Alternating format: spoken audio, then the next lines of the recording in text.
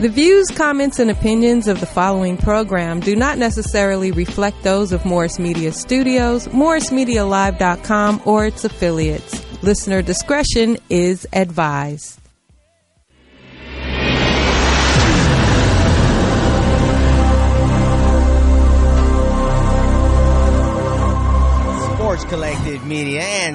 Sports Collective Media and Morris Media Studios present Sports Collective TV. On today's lineup, breaking news: Patriots tight end Rob Gronkowski announces his retirement after 9 years with the Patriots yesterday. We'll go ahead and talk about that, and as well, March Madness is underway. Sweet 16 begins tomorrow. Duke is still alive, Zion's still alive, and Gonzaga is still alive. We'll go ahead and talk about some of those picks, and as well, yesterday tournament with TCL and Powerhouse. There was a big game yesterday and interviews with the one and only Buddha. But hey, this show is sponsored by AskElia.com.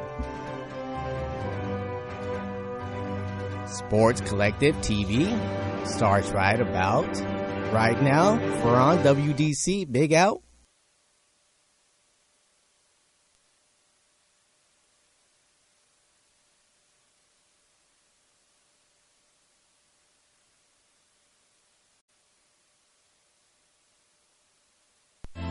The views, comments, and opinions of the following program do not necessarily reflect those of Morris Media Studios, MorrisMediaLive.com, or its affiliates. Listener discretion is advised.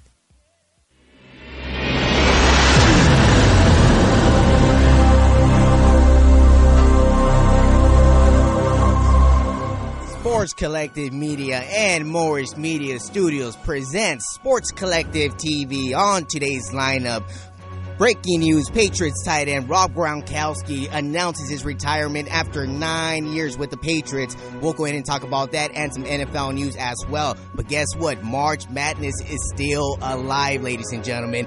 Duke is still alive. Gonzaga is still there. And guess who's not there? UC Irvine. But we'll go ahead and talk about that, and as well, yesterday's tournament with TCL, Powerhouse, and as well, give it a shout out to Big Don out there with the great game, and Buddha, being player of the game of a couple games there. We'll go ahead and talk about that tournament as well. This show is sponsored by Ask Elia. Got any questions? Want to go ahead and promote your brand out there? Go ahead and ask Elia at AskElia.com. And guess what, ladies and gentlemen? Sports Collective TV starts right now. Good evening. Welcome to Sports Collective TV. I'm your host and moderator. I'm Ferran, aka WDC. Shouts out to my man, The Truth, back there with the highlights. As you can see, we got a lot of topics to cover right here. Sports Collective Media right here on Morris Media Live, Mondays at 5 p.m. Make sure you go to our social media page at Sports Collective Media on Instagram, hashtag Sports Collective TV, Sports Collective Radio. Okay, cool. So, again, want information about sickle cell trait, go to WDCOandSCT.org. Matter of fact, I got a conversation coming up in a few minutes with Dr. Maisha, who's going to share some information for our student athletes who have sickle cell trait. To the left of me, with all the movement over here, the one and only Ask. This is the Ask Elia you got to talk to right here. What's up, man? I was just, kind of imitating all the different sports. Baseball, football. Can we get a tennis? Hey. Can we get the tennis one? I know that, the viewingship was kind of low, so I just wanted them to do for the folks that need sign language that, we do all sports here. We do all sports. We do all sports. Yeah, we for everybody. I'm just going to pass the ball over here to my man to the right of me. Yeah. Thank you, WDC. This is Big Al over here. We were just at a great tournament yesterday. Definitely. Out in La Puente at our Nogales High School. Organized that. That was some great basketball to watch. We saw Don's legacy team play some good ball. Almost made it in the championship game. Not quite. I'm sure we'll get into it. They actually made it, but they didn't win. But they. So did y'all do an interview for one of their players, or? Yeah. We have an exclusive with Fredo and Buddha. I had a player of the game interview as well. We're going to post that later on. Okay. But it was a good tournament. One of the things that we noticed, Callie, is that you always reiterate how basketball players are spoiled. Man, they was crying all over that court. Man, every time there was something to go up, ref, come on, ref. It was like, man, are you playing? I got to give you that. And to a point to where it was detrimental to the own team. And that's normally how it happens especially with those type of leagues, because these guys mostly don't practice together, and there's a lot of egos. Oh, definitely egos. And then people try to shoot themselves in the game, and then they shoot themselves out the game. And then when it didn't work, they want to blame the clock. Right. They want to get the girl on the clock. Like, what's wrong with the score, ref? Yeah. Like, come on, man. Are you playing?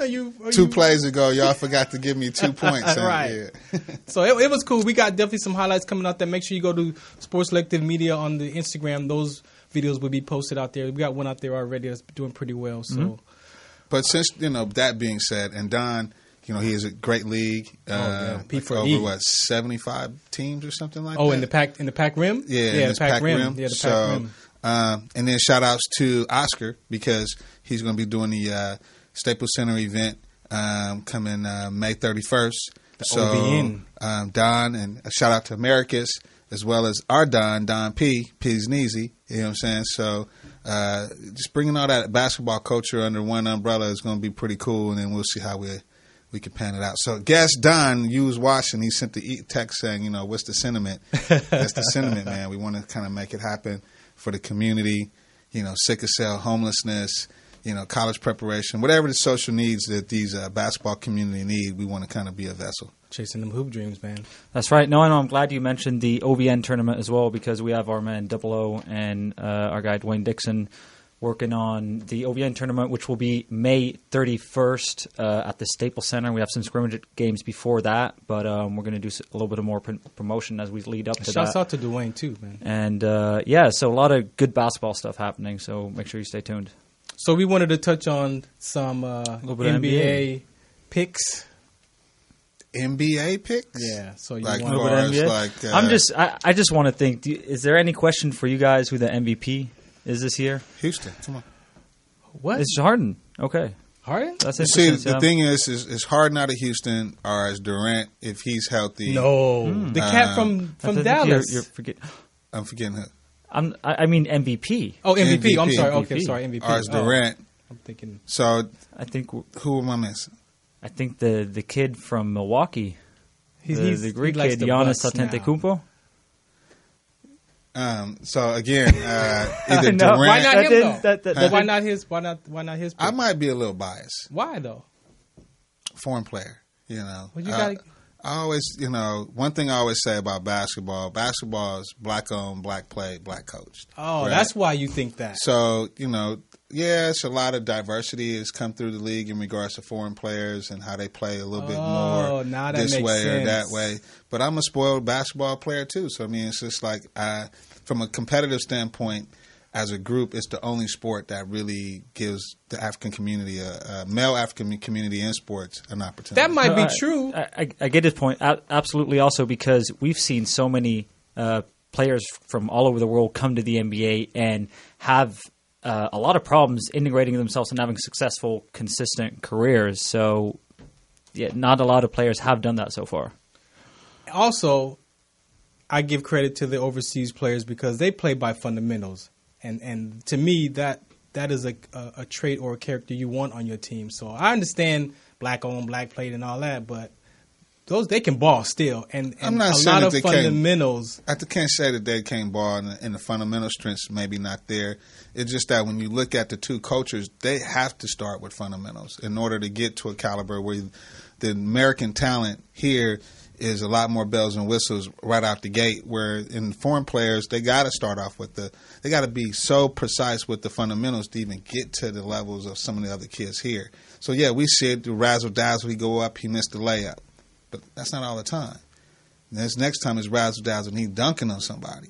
Whereas I do give you that perspective that... So now we get the bias. You get two plays out of this fundamental play, he may score twice fundamentally. So that's true. No, so Harden or...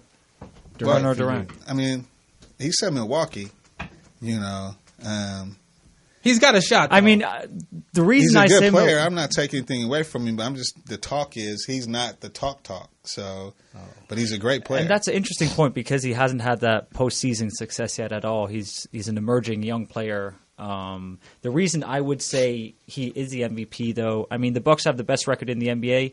I get LeBron isn't in the East anymore. That may be a little bit easy, but it's still better than the Warriors. That's a decent achievement. And I also feel like the NBA will just if they can pick a foreign player just because they want to expand that brand, and that makes more business sense to them. And that stuff kind of plays into it. I give Ferran kudos to the fact that as a player, you get everything. Threes inside, rebounds, hustling on the floor.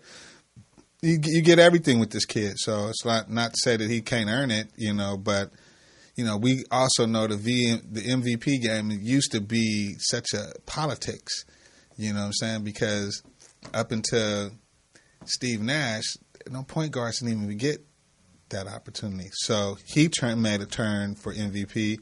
So maybe a foreign player would get it, and that'd be another turn. So you got to give him credit. That's all I'm saying. He's got a shot. We got a caller though, so let's take this call. You live with Sports Collective TV. Yeah, hey, about that black-owned, don't forget about the light skin. Thank you. Hey, we got something for y'all. Don said, don't forget about the light skin, talking about that black-owned. That's why you need the headphones, Michelle. I can't hear. I just wanted to know who it was. That's you didn't Don. ask it. Okay, all right. Hey, if my stats are wrong, correct me. If my stats are wrong, correct me. That's all I'm asking. If my stats are wrong, correct me. And I don't know too many. Everything. Hey, but first of all, Giannis plays like an American. So playing like an American and is American is two different things. He's biased for the. You can't. I wouldn't even debate where he's from because he's not gonna budge on that. He's already spoiled. That's fine, yeah. But he plays like a typical American, unfundamental. It's a fundamental, exactly. The Greek freak for a reason. But him and Harden are the only two MVP guys. Ooh. Durant's not even close in this year. No way. And he doesn't have that American ego. Sorry. Yeah, but you got to give it to Harden because Harden's done the most. I don't want to, but yeah, he has done the most. Averaging like 36 now. It's crazy that how much he has to do. Plus, he's getting like 8 to 9 assists a game. But that's why it's sports, because everybody has a different opinion. But but I would say Harden. But the thing about Harden is that he'll get an MVP. Is that going to take him the chip? You know what I'm saying? And then is he going to fail in the chip? MVP. You know what I'm saying? So that's the other piece with him. Yeah. Is that he's already had his tainted, what he had. How many games at 50 plus? And then he tanked in the finals. So it's like, I hate to say this, but Dodger fan, but he's the Clayton Kershaw of the NBA. So it balances out. He'll kill it in the regular season and then chokes in the playoffs. Balances out. Hey Don, we're gonna take another step. We got another caller coming in a few minutes, so we got to clear the line as well. So we're gonna bring you back at the break. So don't go nowhere. All right, later. All right, thanks. All right, so this conversation, I believe, Dr. Maisha, you on the line? Not yet. Okay, it's a break. Okay, she'll call back. Okay, so I just want to kind of cover before she comes on the line. There was another death at Georgia Tech College this past weekend. Brandon Adams passed away, age 21, preseason football. We're trying to figure out what's going on. Not saying that it's sickle cell trait related yet, or heat stroke, or heart attack, or rhabdomyolysis, but something's going on with these student athletes, and it's been frequently the deaths, and it happens a lot in football and preseason. So I have Dr. Maisha, who's going to call in a little bit to kind of go over, for the student athletes who have sickle cell trait like myself, some new discoveries that they have wrote in a medical journal. And she's going to touch on those aspects. But again, to have these young athletes collapse and die, man, after working out in the gym or with their teams. He died on campus. But you know what?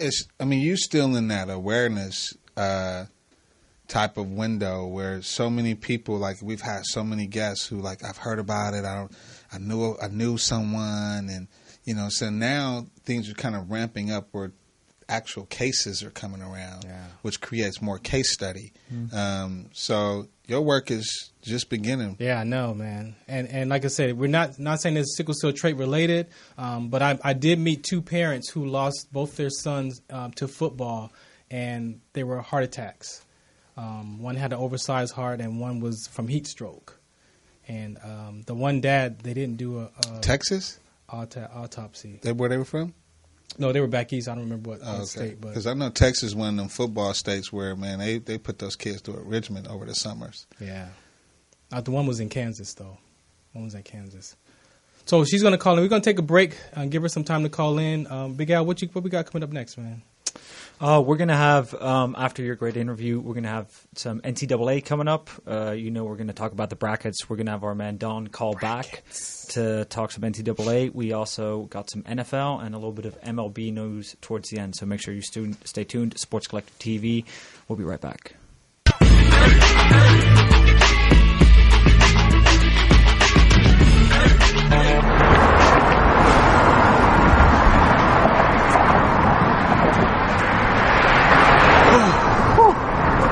Hey, what's up, man? How you doing? I'm blessed, my brother. How you doing? I'm good, man. I'm good. Hey, did you see the game last night? That was a good game. But did you see the shot? I lost money from that shot. Oh, man, that shot was cold, man. I hated it, but it was good. Damn. What's in those jeans? You really want to know? I do. Exhaustion, muscle spasms, asthmatic issues, unexpected sickle cell trait crises. Damn. Are you serious? When I was young, I found out I had sickle cell trait. My mom's told me, but I ain't have no knowledge of it. But when I got older, I had a child, and the doctor told me my daughter has sickle cell trait. Do you know the facts that both parents have sickle cell trait? There's a 50% chance the child may have the trait, and 25% chance the child may have the disease. Hey, that's what's the count. Do you know that 2.5 million people in the United States have sickle cell trait, 300 million people globally? I didn't find out I had sickle cell trait until I was in the Army, 10 years. Next thing you know, I had a sickle cell trait exertion site. Sickle cell? I thought that was a black gene or something. Nah, man, the Latin community is number 2. 1 out of 36,000 babies are being born with sickle cell disease. You could be Caucasian, Mediterranean, European. You gotta know your bloodline, man. There is an inherited gene in our community that has been forgotten. The name is sickle cell trait. WDCONSCT, also known as What's the Count, is out to bring awareness, education, and prevention to people all over the globe. Want more information? Call us now at 323-215-5384 or visit www.wdconsct.org. All right, welcome back to Sports Collective TV. I'm your host and moderator, Ferran, aka WDC. Again, we're waiting for Dr. Maisha to call in. We're going to hit a topic about sickle cell trait, so stay tuned for that. But I'm going to pass it to my man, Cali Sportsman, who's got some community events coming up this Thursday. The rooftop. Yeah, the rooftop. So what we've done is we've kind of partnered together with Urban Biz, right? Yeah, so the HBCU of the world, getting, artists exposure through through all the HBCUs. So we hear live every fourth Thursday, third Thursday. Depends on how many Thursdays. Yeah, so it's a Thursday, each Thursday of the month. We hear live. It's a great variety show. So we got talent that want to, get their new exposure. We got it on demand. We stream it live. You know what I'm saying? It's on the rooftop, so to basically bring a coat if it's a little chilly out there. But you got food, you got drinks, you know what I'm saying? And, of course, you got live entertainment, some great comedy as well. Last time we was there. It was a nice show, actually. So it really was a nice show. You could check it out on Facebook. You could just follow me or follow you or any of us. We all kind of promoting it. But it's Thursday from 6 to 10, 130 Market Street. Thursday. March 28th. March 28th. Yeah, it's Thursday coming up. 6 to 10. Bring a few bucks. Think it's a few bucks to get in. But the talent is phenomenal for people that haven't had a lot of exposure, and then we got people that have some exposure, but this is kind of catapulting them into the next underground. level. It's the underground. It's the underground. Yeah. So, but that raw talent, though. That's exactly. It's the underground. So you're going to get that. So shout outs to Lamar. Shout out to Win Media. Ask Ilya is one of the sponsors. Morris Media, we here promoted as well. So it's a big promotion of people that's in the industry that want to kind of see if we can get these new artists to the next level. For sure. All right, so we're going to bring up Dr. Maisha real quick and get this conversation going. Dr. Maisha, you on the line? Yes, sir. Can you hear me? Yeah, I can hear you. How you doing? Great. Hey, so thank you for to be with you tonight. Yeah, thank you for taking time to call in. I kind of set the tone earlier. This conversation is really based for the student athletes or the people listening that have sickle cell trait, like myself, who work out, hit the gym. There's been so many different conversations about sickle cell trait and the risk factors. It's not just about the inherited gene and having babies with sickle cell disease, but also part 2 of that is the inherited gene and the complications and the risk factors from athletes, military personnel collapsing and some dying from sudden death of sickle cell trait exertion. So you said that you found some new case studies or some new medical journals about the AS? Yes. A lot of people aren't aware. We all know about sickle cell disease. When we say sickle cell disease, it's a sickle cell anemia. What most people think about is the genetic mutation that's represented by hemoglobin S-S. So both of your hemoglobins are sickle. Then a lot of people also have a trait, which is hemoglobin A-S. What a lot of people do not realize is that the S of the AS can vary. So when you see people with quote-unquote trait dying, there can be a lot of genetic variability that we did not know about, say, 10 or 15 years ago. So 10 or 15 years ago, when people with quote-unquote trait were having problems, or even 20 years ago or 30 years ago, when people were having problems, a lot of times they were pretty much told it was in their head until the big Harvard study was done where the military recruits were shown to have more complications from the heat exertion, and a lot's been done since then. And you can even go on the CDC website and see that if you're an athlete especially, or doing anything with AS, and you go through the mountains, or you go on a plane that doesn't have enough pressure, or you get dehydrated, you can actually have a crisis or have a severe pain episode. Now we're finding that some of that genetic variability is actually because the S gene can vary. So what tracks out on what we call the hemoglobin electrophoresis is S can be S on man, it can be S auto, it can be S Antilles, it can be different deletions of different coding at various places in the hemoglobin gene that basically make your hemoglobin S act just like full-blown sickle cell. And it can vary from time to time. What's really interesting is S Antilles, which can be quite prevalent in the Caribbean, and S Oman, which can be prevalent in East Africa and some of the outer world, can be so severe that you can lose your spleen, that basically everything that happens to someone with SS can happen to you.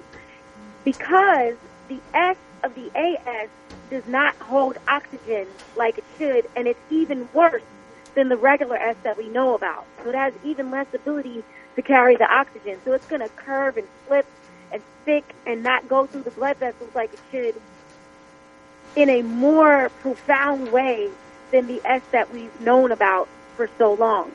So it's very important that it's very hard to get that test done, but the take-home point, the most profound take-home point is to not think that just because you're considered to have AS, that you're just going to be fine. You have to stay hydrated. I always recommend people to take noni juice if they can get a good noni juice with at least 190,000 milligrams of active noni pulp, to take a green herb, to avoid processed foods, to eat mostly vegetables, to basically to take care of yourself. And when you're an athlete and you have trait, it doesn't mean you can't be an athlete. It means that you have to take care of yourself a certain kind of way. Yeah. So don't think that you should just have that athletic mind or that military mind and just push through it. The pain that you're feeling is not the same as the pain as other people are feeling. Trust me, it's different. You're suffocating. Your muscles are suffocating, and that's not normal. So you have to stop and drink water. You have to give yourself frequent breaks. And you have to take time and build up on your workout. Don't go from 0 to 100 in 5 seconds flat. Go more slowly as you increase your workout, whatever that is. Not that you can't be an athlete, because actually being athletic can protect you some. Right. But you have to take it very, very seriously. Don't listen to these coaches that are telling you you're a weak or wimp or some kind of non-athlete if you have to stop and get water, or you have to stop and just take a break and get air. And we have some pictures, actually, Dr. Maisha. We have some pictures of the red blood cells of how that looks, so people can get a glimpse of what you're talking about. Because the red cells carry oxygen throughout your body, and again, if you have sickle cell trait, as she mentioned, we have one normal gene, that's donut shaped and round, and we have one that mutates and sickles, which means that there is no more oxygen in that cell. What's left in the bed of that cell is just mucus and the cell. And so, that's right. Again, you talk about sickle cell disease between sickle cell trait, two different conversations. Yes, they are related because the parents have to have sickle cell trait gene to pass to the child to inherit the disease, which is a 50% chance that child will have sickle cell trait and a 25% chance that child will have sickle cell disease. So, and you can have a 25% chance that the child will have no inherited genes, they just have normal AA. So her conversation, again, is very important, especially for the parents of student athletes who have sickle cell trait, for the coaches. I mean, this segment is very important because, again, we have athletes who have been collapsing and dying, and a lot of families didn't know, including myself, what sickle cell trait can cause heat stroke, dehydration with rhabdomyolysis and things like that. So, Dr. Maisha, thank you so much. I'm gonna get you special on the show, but we got a question. You got a question? Yeah, I know early on when you're talking about the awareness that this was primarily a disease, but is there a group of people specifically, or is it just all? Is it more male, female? Is there a certain ethnicity? Because when you talk sports, does it go across the board? Right. So you're talking about, most people know it as a black gene because it has a purpose. It fights malaria. So in those parts of the country, in Asia, Africa, malaria is present. So that's how they survived malaria. So we are number one as African Americans with sickle cell trait. However, you have to know your ancestors. So the Hispanic community is number two. You could be Mediterranean, European, Caucasian, Asian descent. So it's no longer color anymore. You have to know where your bloodline is from and where your family genes are from. You have to know where your bloodline is from. You have to know your heritage. It's an inherited disease. It's not you can't contract it. You contract it only from your parents. Yeah. So you can't pass it. You're either born with it or you're not. Yeah. So someone doesn't just wake up one day and have it. But what does happen is we don't get tested because it is traditionally a quote-unquote black disease. It tends to be underfunded and understudied. So you're supposed to get it as part of the newborn screening. A lot of parents maybe even get the screening but never find out the results. We found that counseling is very, very lacking. Yeah. One of the things I think that the Athletic Association has done a good job of lately is making sure that they do get their athletes tested and they inform them of the results. But it's a very preliminary conversation. Yeah. And we have to be sure that it doesn't become something that's used to discriminate. At the same time, we can't go to the other extreme where we've been for so long and be so afraid of discrimination that we act like the problems from it don't exist. These problems are very real. You can have blood clots all over your body. You can have a sudden cardiac death. You can have your kidneys just shut down on you. You can have your muscles break down rapidly, and that's where you have the heat exertion collapse and death. So there's no point in a young, vibrant athlete with their entire future and life ahead of them suddenly dying because we don't want to talk about what's considered a black disease because we're afraid of the stigma. We need to demand that the disease be addressed, that the trait be addressed, at the same time that we have our right to do what our body is capable of doing. And no pun intended, it's not a black or white situation. It is a spectrum. You can have AS and not have really any symptoms to speak of. Or you can have AS and be just as sick, or if not sicker, than some people with SS. And remember, SS means you have two red blood cell genes that have the tendency and preponderance to sickle and not carry oxygen like they should. So basically, it's like having little heart attacks all over all of your organs throughout your body because you're not getting oxygen where it's needed. So does it have an age? Meaning, like looking at youth sports starting on, at a competitive level at say 10. You got you got tiny mites. I had pain since I was 5. My daughter had pain since she was 3. So unless the parent is aware and paying attention, I was told I had growing pains. Right. They'll be called growing pains. When you lose your hemoglobin F from shortly, let's say within the first year of life, hemoglobin F is fetal hemoglobin, and you're usually gone within the first month of life. Sometimes some more of it will linger around for various reasons. Hemoglobin F is protective. But once your hemoglobin F is gone, then you have your regular hemoglobin A and S or SS or A or AA kicks in.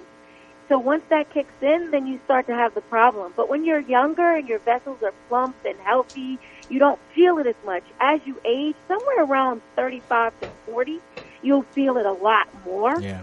But if you push yourself too hard at any age, you will feel it. So if you have your child who's just active and they're out riding their bike and the sun is shining and they've been out all day and they didn't come in for any water and it's 90-degree weather, that child can have sickle cell crisis and even death because you don't even know that they're traits. So these are things that you look out for. But with your young athletes in their 20s, they're starting to get to that, 18, 19, 20, they're going to start to see problems. Yeah. A lot of times for women with that first pregnancy, you have a lot more complications. If you're having repeated pregnancy loss, this could be one of the reasons why. Yeah. So there is an age in that the older you get, the more symptoms you will get as your blood vessels age, your organs age. But it can happen at any time in your life. Dr. Maisha, I got to say thank you for taking this time out to inform our parents and our athletes and coaches who watch this show.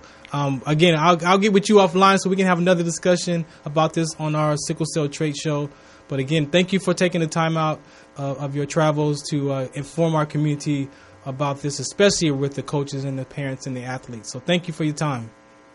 Absolutely. My honor and my pleasure. All right. Thank you. Thank you. Thanks. All right. All right. All right. So anything you want to say about that, Big Al? Man, maybe I was going to ask her that, but I'm sure you can touch up on that. Just maybe for our viewers as well, the importance of getting your blood cell count checked as well as at what stage to sort of do that. No, I mean at any stage. I mean, again, because it's inherited genes. So I have 60-40. So I have 60 normal cells and I have 40% S gene.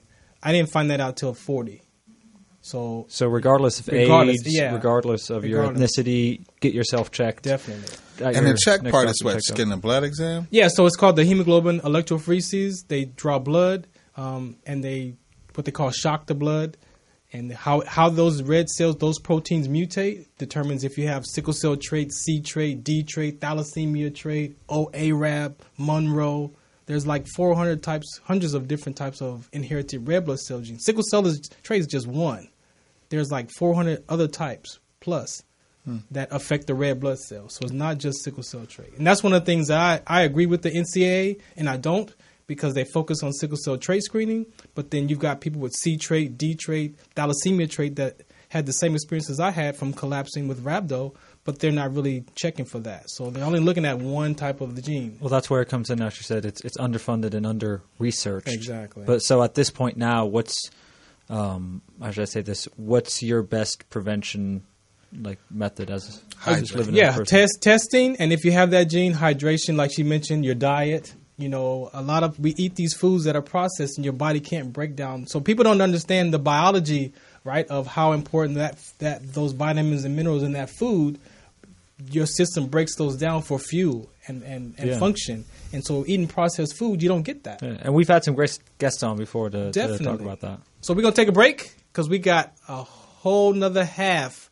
coming up. So we got basketball, NCAA March Madness coming up next. So again, Sports Collective TV right here on Morris Media, Mondays at 5 o'clock. Shout us out, what's the count?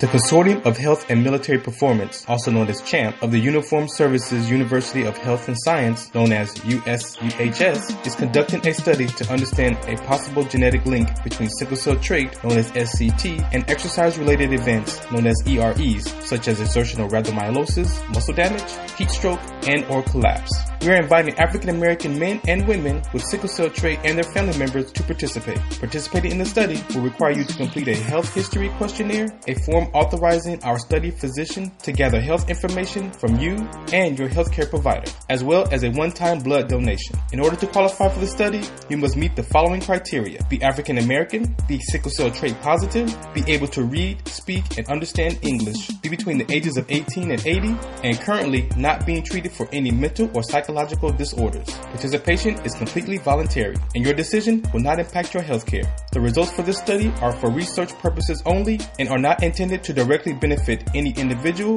for confidentiality reasons. However, the results of this study are intended to help better shape policies and associated health risks affecting the SCT community. Participants may be compensated for their time. To join the study, or if you would like additional information regarding the study, please contact the study team by phone, area code 240-479-9514, or email sctstudy-ggg@usuhs.edu.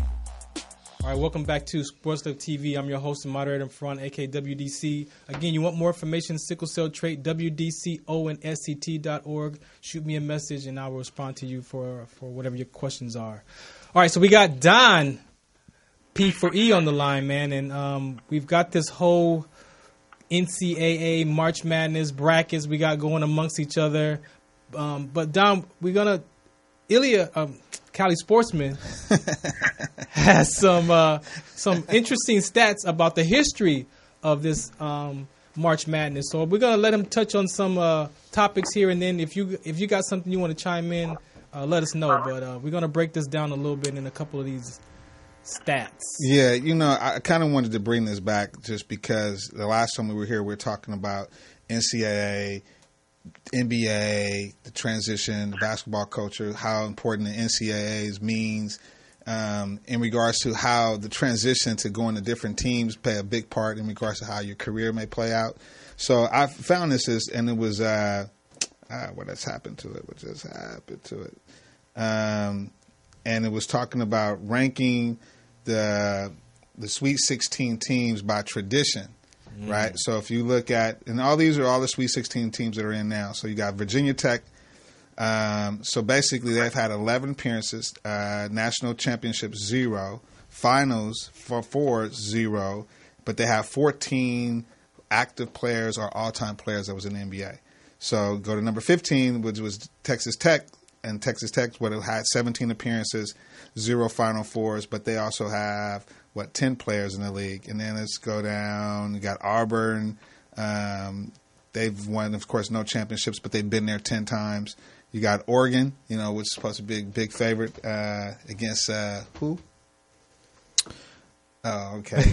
Virginia, they beat Lewis's UC Irvine. Yeah. They're actually the only team that is not a 5th seed or higher to make it to this stage of the tournament. And it's kind of interesting because other than 2017, the last time they actually went to the Final Four was like 1939.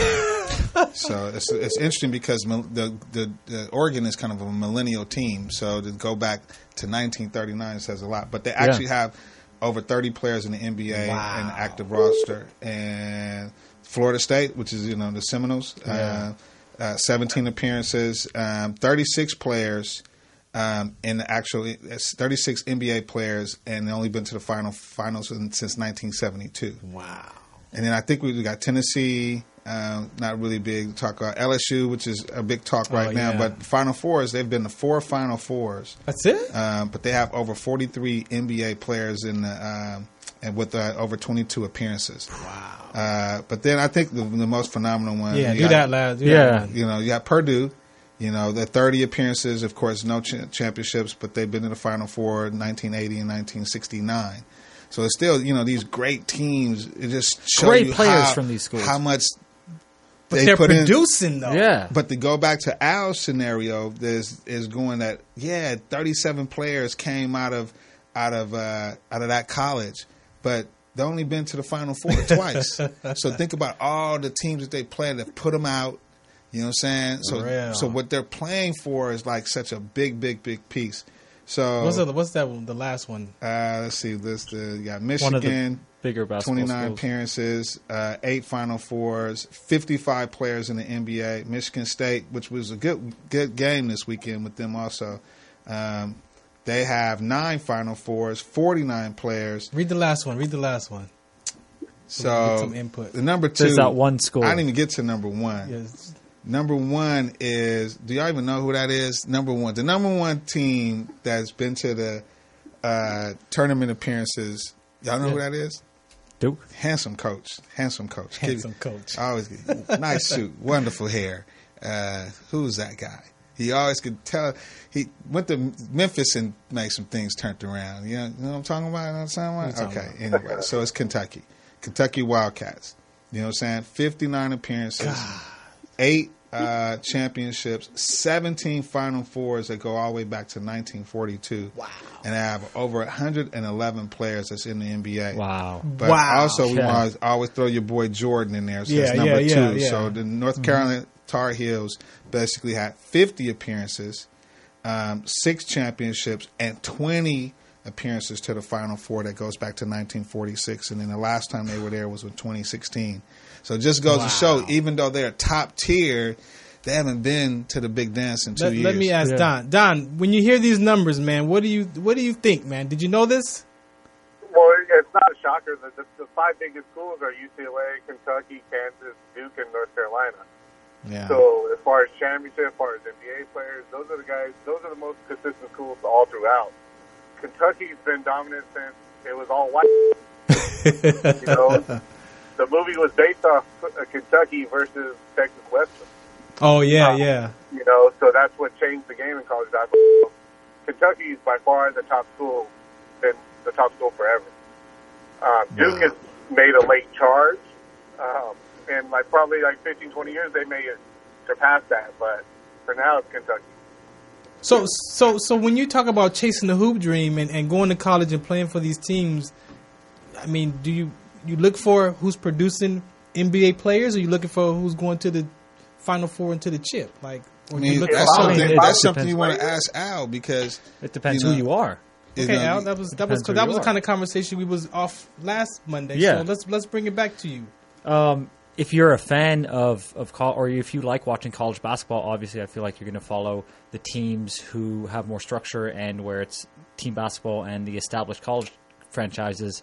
Now, I'm an NBA fan, so I enjoy seeing individual talent, and I feel like a lot of people who watch a lot of NBA may revert to that while watching college basketball as well. So it all depends from what perspective you're trying to watch it. But the great thing about college basketball that you don't see in the NBA is how important the coaching is, just versus professional basketball. You have the coaching and you have the relationship between coach and captain and player in the NBA, but it's nowhere near as intense and as meaningful on the court like how it is in college. So that's Don. How is that for you, Don? Being playing college sports and having someone coach you, what's that relationship like for you? The coach, my coach in college, is kind of like my second dad. Yeah. And if you look at the teams that lost at Minnesota, they lost to Michigan State.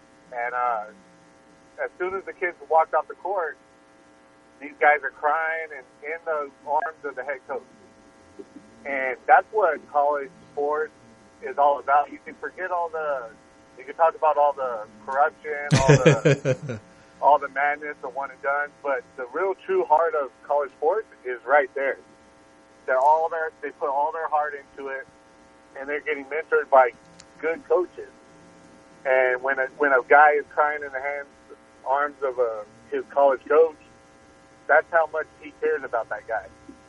You know, Tom Izzo got in trouble from Michigan State for yelling at a player pretty vocally and in public, but every single one of his players came to back him up because the media tried to destroy him because they know that he has the best interest of the player. Okay. So, it's all about relationships, and my coach is still like my dad's gone now, so he's kind of like my dad now. Okay. Let me see what Cali Sportsman got to say real quick.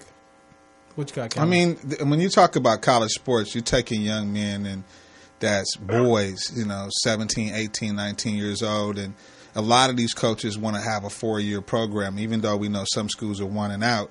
But their whole thing is to try to mentor that kid into being the best young man he can be. So that's a lot of these coaches are beyond the sport. Mind you, some of these coaches got to walk in these parents' homes and kind of see some of the social economics that come along with this kid, and then be able to take that kid from that parent and go, he's going to be all right. I'm going to take care of him. I'm going to take him to this big university. So the coaches have a big responsibility. But before you cut me off, what I gather in watching March Madness is coaching plays a part, but there's a part of it where the kids have to have an IQ, and you let them play. And when they play is when we get the oohs and the ahs, like the Duke game yesterday or the Michigan game. You know, these are the oohs and ahs because you're allowing these kids to play. And everybody's just not getting blown out. You know, these games are real close. Okay. So as far as the brackets, are we going to touch on the brackets before we, get this break going on or what? Because I know I still got Duke left, but well, I mean, we're just looking at who's going to play Thursday. You got Florida State against Gonzaga, which is, I don't know what you say, Don. That's one of mine. They're still in it. So I say Gonzaga. That's going to be the game to watch, you guys. That was a rematch of last year's tournament, and Florida State upset Gonzaga last year. Yeah. So Gonzaga's the number 1 seed, so they're looking to revenge. But Florida State is a good squad. Yeah, but then you got Purdue and Tennessee that's in line on Thursday. That's going to be a tough one. I think that one's going to be really, really a close game because, Tennessee can collapse, but then Purdue can too. So I don't know. That's a tough one. That'll be a good game. Houston, Kentucky's going to be another good one because Kentucky's without their big man, so Houston might do the upset. So how you feel about Texas Tech and Michigan? That's a toss-up, coin flip. Oh, my brackets are no good anyway because. And then you got Oregon and Virginia. I think the Oregon and Virginia, that's, we talked about Virginia early on in the brackets, how, for them to just continue to creep, I don't know if they may be a sleeper. I think they could pass through Oregon. So, those are the games that's coming on Thursday. Yeah, Oregon's one of the hottest teams right now, late in the season. So they dominated UCI. So. And looking at that Duke versus Virginia Tech game, Duke a little bit lucky to squeeze in there with that game against UCF. That was quite an entertaining game to watch. What do you think about that, Don? UCF played amazing. That Dawkins, the son of the coach, he wanted to play at Duke, and then he almost knocked Duke out of the tournament himself. And they should have made that shot. It was in and out. So. But they gave up a rebound on a free throw that killed them. All they had to do was get one rebound and they won the game. And so that's not necessarily because really when you look at some of the play-by-play, they allow Zion to really kind of like shut the whole defensive play down in a lot of transition because I think there's one play where towards the end of the game where you had a point that shoots 23% on the three-point line, just wide open. You had maybe 3-4 players where they were just wide open, but the ball was almost like a LeBron scenario. It's like a go-to LeBron, where I just think if they would have played defense on each scenario, I think they would have had an opportunity to win that game and shut Duke out. Yeah. But even with all that, good point. They fouled Zion on a 10-1. Zion missed a free throw. Yeah. Secure one rebound, it's a wrap. You could say this and that, but it came down to one rebound. And even with that, they still had 2 really good shot attempts to get the W. So, Duke got lucky, but sometimes most of the champions in this tournament, every year there's one game that they got lucky. UCLA, when they won the championship in 95, Kaya Sedney had to go 94 feet in 4 seconds to win. Well, the big guy, he fouled out. You know what I'm saying? So they had no opportunity. Fall. Yeah, he fouled out. So is anybody in our crew bracket still decent? Yeah. Because yours? I don't know. I'm liking mine. Yeah. I'm definitely not. I had Duke playing UC Irvine, so I know I'm done. Oh, yeah. I had Irvine go out at the right time. Yeah. That would have been nice. Thanks. That would have been nice out here in California, but didn't happen. But just like the Dodgers and the Angels and everything. Hey! Watch still mindful about the Angels. All right, Don, we're going to take a quick break, man, and we're gonna actually we want to talk to you. As a matter of fact, I'm not going to take a break. Let's get you while you're here. We had an opportunity to be at the Pac Rim championship game yesterday, semifinals. Oh, yes, looking forward to that. And your squad was there. Mm-hmm. So we got a chance to call your game as well. So what do you want to say about that before we terrorize you? Yeah, we're did they lose? We're becoming the Buffalo Bills of Pro-Am League because we're 0-5 in championship games. So we win money tournaments, but when it comes down to like a trophy in a league, we keep coming up short. But in the semis, we played against a tough, undisputed squad. Yeah. We came out on top, and then in the finals, TCL, we beat them 3 straight times. And they were out. They wanted revenge, and the dude got hot. Mike Walker got hot in the second half, and we didn't hit the shots that we normally hit. We're a good shooting squad most of the time, and they just weren't dropping. We were getting good shots. And Buddha had struggled. He didn't get his touches down low like we wanted, so I'll take the L on my side, the coach. Bad coaching, man. Yep. Well, you know, as I wouldn't just say it was bad coaching because, again, you know, for me, it's not always on the coach because he's not the one on the floor running the plays and shooting the baskets and not playing defense. So we saw from the counter. Oh, this is the crybaby team? No, it was like all the squads was crying, but we're talking about what we saw from, you know, watching one of our broadcasters team play. You know, trying not to be biased like the truth over here, who was just so into Don's squad, P for E. But I mean, we saw some things done, you know, from our perspective, man, that we thought that the defense and the when they crashed the boards, nobody boxed out in those leagues anyway. So you talk about rebounds and things like that could have. Yeah. And we were definitely hoping to get you on the board after that first game, but we had championship game after that, so we had to put it off till now. But one thing I also noticed just late towards the game sometimes was the lack of movement off the ball on some plays. That was against Undisputed. What would you say to that?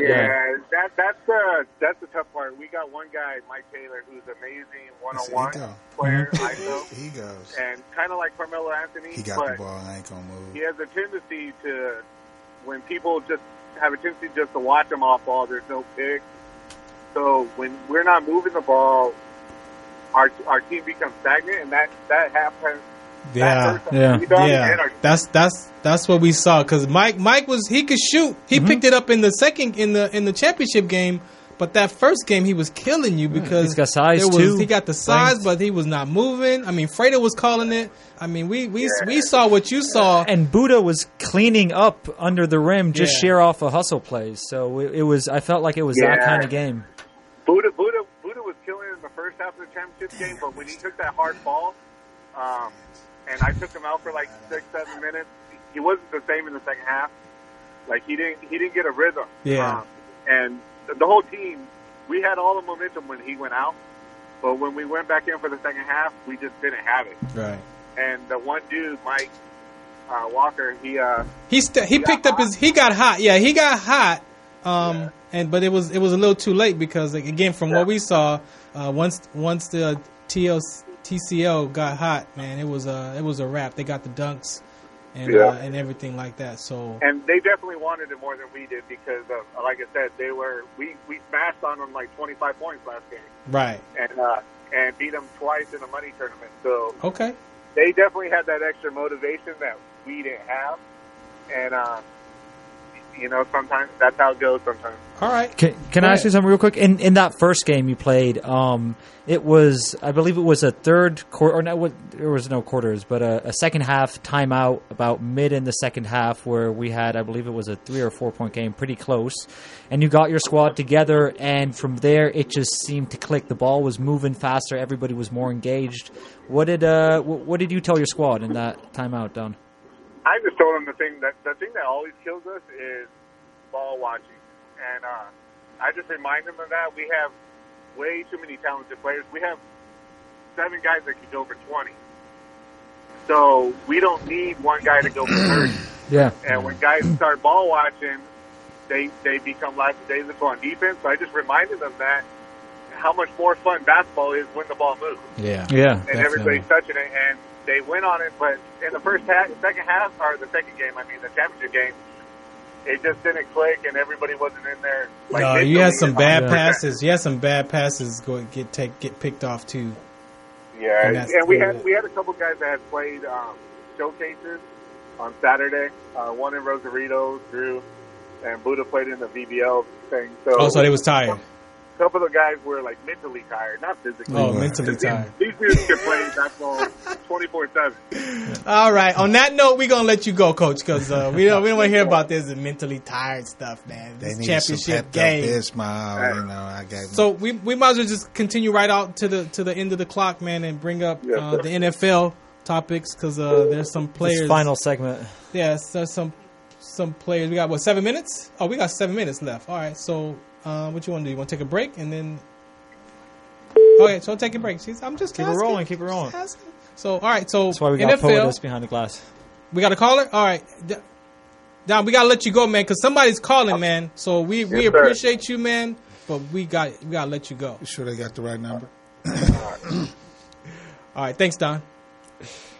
All right, let's see who's calling in.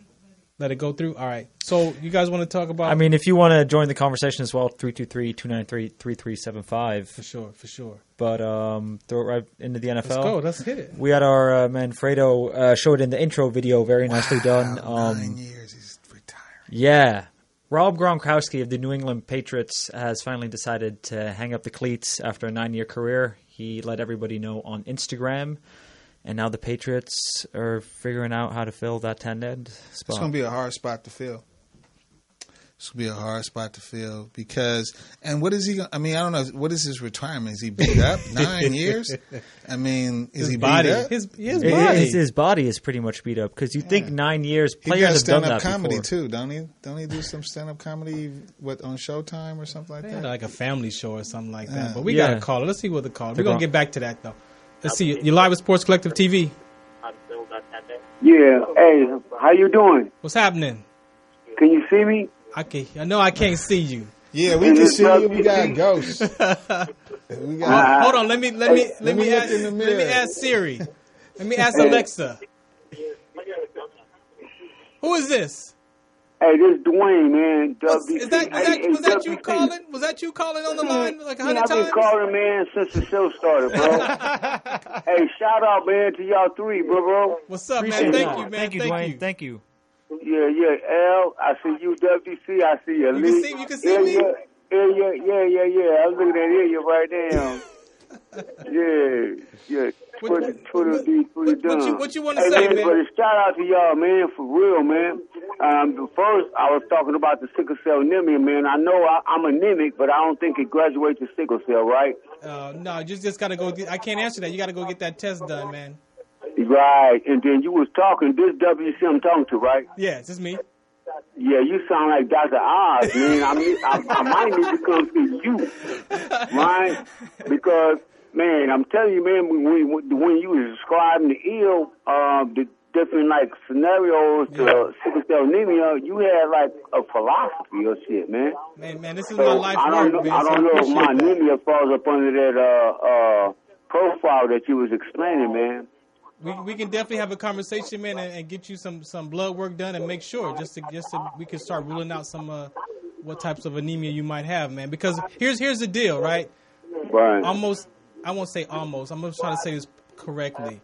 A lot of black people, because of where our ancestors are from, we have some type of anemia. So we have to figure out what type of health issues.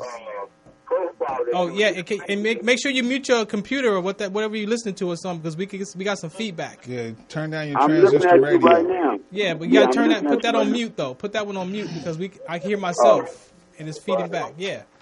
All right. But because of our ancestors being from those parts of the country, man, we all have some type of anemia inherited. So you have to find out what category or what type you carry.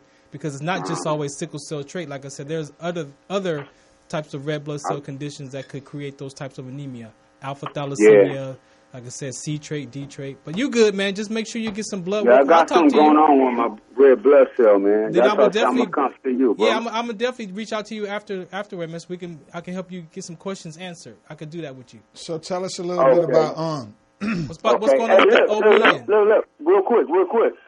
Friday, I was at the. Can you hear me? Yeah. Nah. Okay, I was at the honorary for the women veterans with the sports, man. Derek Fisher got a hell of a story, bro. Oh, you talking about that Patriot Hall? Oh, yeah. That was the women's veteran. That Patriot Hall, it was like man. 9:30 in the morning. Yeah. Denita Johnson, man, and me, man, connected, bro. I want to bring him on the show. Definitely, man. I some of my friends, some of my veteran community people were there, man. I wish I could have made that, but I was unable to get down there to downtown LA. I was there. Yeah, I was there, man. Derek Fisher got a tough-ass story, man. He can come on there and talk about, just like me, man, my disconnection from OVN and all of a sudden reconnecting to OVN and shit. And it was like an isolated period where I felt alone or whatever, and I'll come back in there, man. Mm-hmm. And Derek said the same thing when he left the Lakers, bro. That period of time that he was like, you know what I'm saying, feeling alone, his daughter was sick at the time. Yeah. Nobody else was filling that void, bro. And he had to really, like, it's called self-care. He had to like care for himself for a cool second, bro. Definitely, and I'm doing that too, man. Self-care, bro. I'll be at the OVN on Thursday, man, running shit. I'm the president. I'm the founder. I'm going to run it. You know all right, we're going to look for you on the 31st. It's every Thursday we got the scrimmages. Where's that gym again?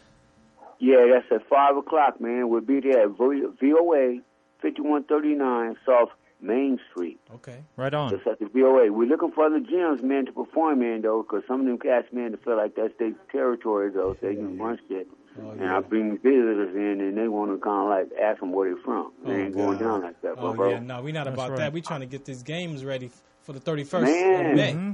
For May 31st, bro, at the Staples Center. We're going down again, man. Play-by-play and everything. It's going down, man. Let me get out there and shoot some more threes. Crew, man. Bring them coaches out, man, like the guy that was talking on the radio just now, man. Cool deal, man. Hey, Dwayne, tell everybody how the squads are looking, because we got some good talent going on there in that tournament. The squads, man, the OVN classes, man, is built up for youth, man, that was at risk, man, facing prison time, facing gang relationships and all that shit, man. And then the old school is liberated lifers that came home from prison after serving 30 or 40 years, right? Yeah.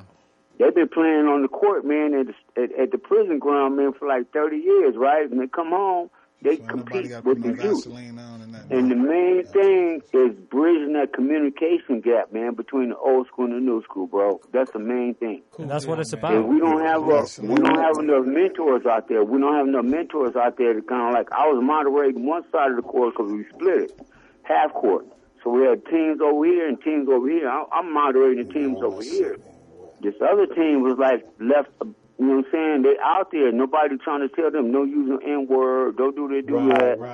Right. So we need somebody on that side, man. Okay. We need a referee, man. Okay. So, I mean, tell your people to come out, man, support us, bro. Right. Oh, I can go out there. Cool deal, man. May 31st. You better come out there, Ilya, man. Ilya go come out there and watch, man. I become ref. I become ref. Hey, I got experience. I will become ref. Hey, Dwayne, man. Love got experience, man. That's my business, my partner. That's my mentor right there. I'm telling you, man. Ilya is my mentor. WC is my role model. What's up, yo? What's up? Yeah, I go back here to Al, man. That's my up and coming generation, man. That's like already right front and center right there on the table, man. Look. Right on. Hey, man, thank you for your time, man. We got to get ready to get out of here, man. So we appreciate you for calling in, man. And we still praying for you, man. Man, so definitely. I'm sorry I didn't come through, man. I thought I didn't come through, man. I said I can see you online. We appreciate you, man. Thank you. We can see you, too. All right, later. One love, man. All right, one love. One love. Hey, thank you for listening in. Sports Collective TV, Mondays right here on Morris Media Live. Love it. Hit us up on Instagram at Morris Media Media. Sports Collective Media as well. I'm excited. Karate. Shout out what's the count to the team, to the squad. The Truth, Holla, Oscar, Luis, MMA, Luwap. MMA. Shout us out. Vegas. Peace. We out. Archery.